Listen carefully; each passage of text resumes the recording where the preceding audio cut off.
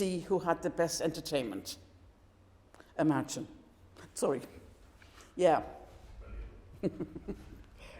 Any other questions? Oh, why is it no longer a thing? Oh, no, we've done that. Would you like to see it come back? Would you like to see it come back again? Sorry? Would you like to see it come back again? I don't think it would be lovely, but I don't think you could. I think the whole setup of putting it together took a lot of work by a lot of people who were working, volunteering. And whereas a lot of people do a heck of a lot of volunteering now, I am not sure that they could give the time in the same way it was done then. You know, I mean, the lads that went out at night called the chain gang, they had supposed chain gangs and things on their legs, going around the pubs as usual, but they were doing it for charity. And again, they weren't working, well, they weren't officially working the next day, because they couldn't work the next day, because they'd been so busy going around with the chains around the legs, around all the pubs, you know.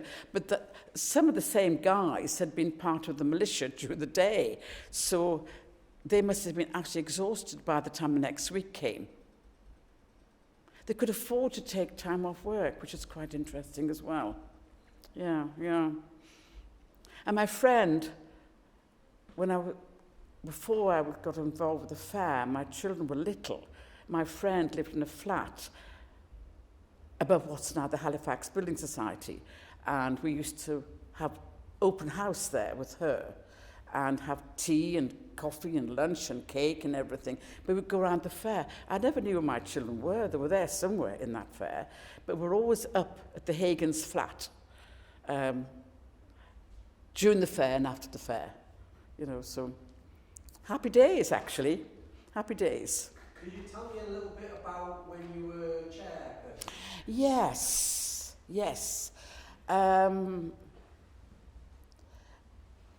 1996.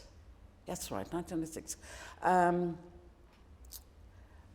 Was the first or the second year that the present Duke and Duchess were Duke and Duchess. And we wrote to them. I think probably they'd written to the castle before, because they were pretty good sponsors of the fair. And lo and behold, they said they would come to opening Sunday, which was amazing. So what would happen on opening Sunday, we would gather in Northumberland Hall with all the good and the happy, and the councillors and the mayors and whoever else all. And the hall was also being used to raise money for a local school. So we had one end of it, and in they would come, we'd give them a cup of tea, and out we'd go to the stage and have this opening ceremony. And there'd be a different person from different churches every year would promote the opening ceremony, and we'd sing hymns and things like that. Then off we'd go. But no one had informed the Duke and Duchess that they needed to be in costume. And she was just talking, the Duchess, about gardening. She loved gardening, like white flowers. She was a gardener, but she just came into the castle not long, and she was hoping to have a garden. And lo and behold, 4 or 5 years later, she had a garden. So from her initial thinking on that, when I was walking around with her on that particular Sunday, talking about gardening and gardens as a whole, her vision of having a garden for something for herself was quite interesting. But she wasn't in costume. And the Duke and Duchess were quite sad that we somehow had missed out telling her that can you imagine probably how many costumes we'd have in there, especially when there was a whole raft of students in the castle from St. Cloud State University who were all in costume, with all their banners and everything, along with the schools. So there they were coming out of the castle without a costume on. There were all the students coming out with all their costumes on, and they didn't have a costume. And I thought that was sad. That was sad. We hadn't reminded them that they needed to have a costume on. That didn't bother them over intentionally. It didn't bother them that much, really, except she did say, or rather the Duchess said, I wish we'd had a costume on. Why didn't we have a costume on? You know, which would have been rather nice. But didn't happen, and hasn't happened since. I don't think they came back the next year. There's a story. Why didn't they come back next year? Perhaps they went on holiday. Perhaps took the advantage. Anyway, so yes, so that Sunday when the Duke and Duchess came was for us great, because at long last we had the Duke and Duchess there. They all knew, they were young and they were new to their job, we'll say, you know, quite small children then. Yeah. Absolutely brilliant. Love it. Michael? Claire? Cameras at speed. Board in. Mary Frater, take one. Thank you, Ben. Let's let Ben settle.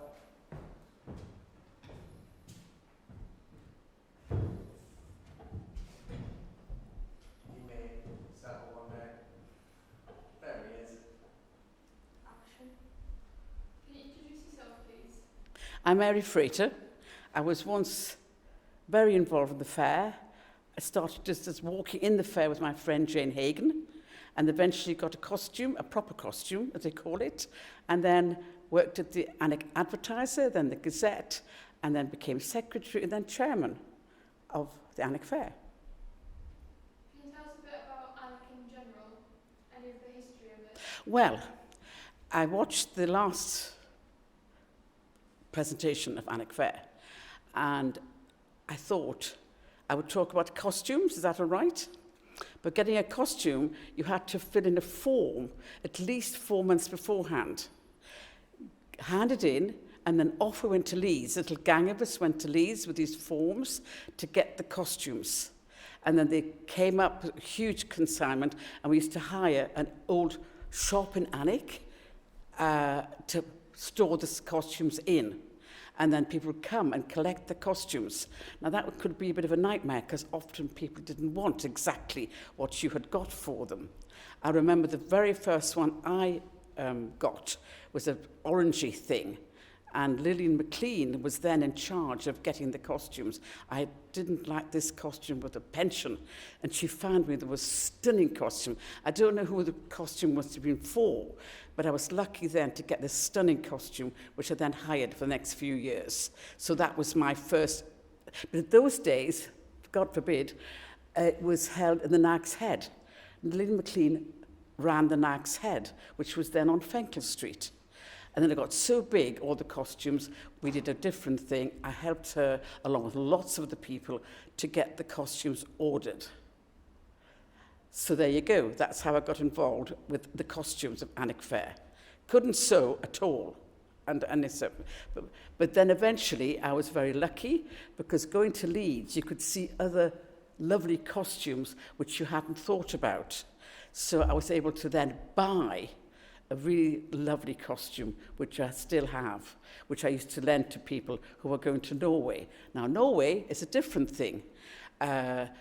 It showed up on the video that we saw earlier in the session. The Brinner Band arriving from Norway on the Saturday was such a big occasion. They would march through we'd go down to the North Shields ferry to collect them with the buses, and they would come in their uniforms and march through the town, and then disperse to the White Swan, where they'd be linked up with the people they were going to be staying with for the next 10 days. It was quite a thing, because I was able to put in the papers, would anyone like to host a student? You couldn't do that now, because we knew all the people that were going to host the students, but now you'd need DBS checks and everything for that. But they would go away for a day somewhere. So Newcastle United would never have us. But we went to Sunderland for a day. Sunderland football club were fantastic. We were there for the whole day. We got into Sunderland, they got strips, they got all sorts of memorabilia from Sunderland Football Club. So they were very hands-on all those years ago about encouraging young people to play football and also just be involved with football as a whole. But then we also went on tour because we went up to Leamington Hall, to the old folks up there, and we went up to Rothbury, to Mr. Patson's school at Rothbury. So we went out and about in the area with the Norwegians, and we were treated like kings when we went to these places. There was always tea and cakes. So the Brinner Band was a very, very important part of Alnwick Fair, and a lot of people still have a lot of connections with Norway. Well, in particular Bryne, which isn't, you have to, Bryne, I never know quite how to say it. But anyway, we would go across a few times and take part in their Jærdagen, you know, their big fair. We would go across there. Can you imagine walking through the streets in Norway in our costumes? I mean, we were a bit of a fantasy in a way. So yes, that's my connections with Alnwick Fair. Should I stop? No. She's just trying to work out which questions you haven't answered yet. Sorry? She's just trying to work out which questions oh, right. to ask next. Well, you know, are you Chris or Michael? I'm Chris. Well, at the last presentation, Fiona talked about going to see Wham at Wembley with Alison, the mother of this young man. And I remember them getting back to join in the procession, and we used to meet on the Sunday at the top of St Michael's Lane, walk down the lane into the square, and then right around the whole town with a crier before us. So I remember Alison and Fiona returning from seeing Wham and Wembley that particular day. I can remember it so well. They were so excited.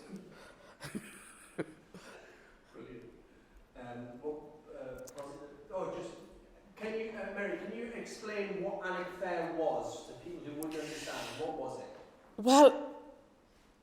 Well, when I saw the video, we did not know why it was so popular. Alnwick Fair was created to bring people into Alnwick at what was supposedly a quiet time of year, which was the end of June. It was the same time as the Hoppings down in Newcastle, so it was established to bring people into the town. And it really, whoever was responsible for that initial promotion was really spot on, because all the schools in the area would have days out at Alnwick Fair. So that would be a busload of children with the teachers and the parents. So they came from Newcastle, Sunderland, Morpeth, up to Kelso. So they came from all around the area to come to Alnwick, just the children. So that was quite something. So when the children had been, the parents would come the next year. So you had like a link in there. And so it did bring a lot of trade to the town, I would say, because when you were standing on the stage in the marketplace on opening Sunday, and you couldn't breathe for people, there were so many people. And when you walked around the perimeter of the town, along the street, up Hotspur Street, around the back, past the library, there was people everywhere, just absolutely everywhere. And you just don't get the same amount of people now in town. Maybe there's more things to do, I don't know. But then Alnwick Fair was the prime thing on the calendar for Northumberland in June 20-odd years ago. And I think probably it had run its time, because the ducking you couldn't do any longer without extra special things on site, health and safety, whatever you want to call it. So sadly it fell away probably about the right time. I'm not sure that you could actually do it again now. You couldn't afford it. You couldn't afford it because people took time off work to have the whole week off for Alnwick Fair. So people can't afford to do that now. You know, so anything else? Do you remember any of the attractions or events that happened? Sorry? Do you remember any of the attractions or events that happened? I'm not catching that. Any of the attractions or events that went on during the week? Oh, right, okay, Ralph. First of all, there was the dwaalflonking. That was a peculiar thing about you had to answer some questions in the market square, and then someone would throw a bit of rag at you that was covered in beer, and you had to drown some beer for some. Apparently that was supposed to be very funny. It was on at night. You see, it wasn't just during the day. Things went on well into the evening as well. There was and then the round table created a big thing on the pastures on the final Sunday. So the link in with other things going on was amazing. Other events, let me think. Well, every pub would have a quiz night or a Mr. and Mrs. night. I remember Chris Jackson and I going to a pub to judge a Mr. and Mrs. competition. That was a bit of a challenge. So every pub saw the advantage of having something in the evenings to drag the people in. Brilliant. My friend Joyce and I, latterly, would meet in the Tanners and decide which pub we would go to that night to